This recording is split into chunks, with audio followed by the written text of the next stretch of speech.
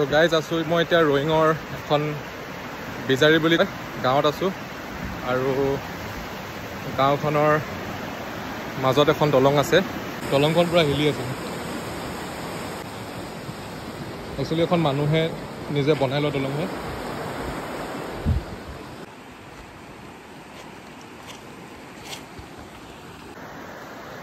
বহুত ভয়ানক এডভেঞ্চাৰ হয় এইটো বস্তু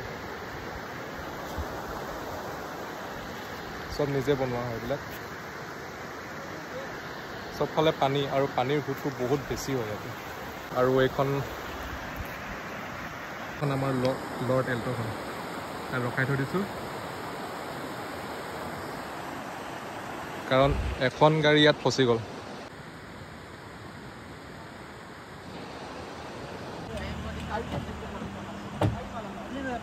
আমাৰ গাড়ীখন পাৰ কৰিম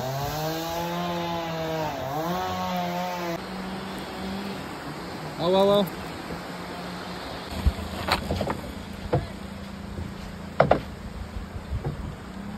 ব্ৰিজটো চব খেলনীয়া হৈ আছে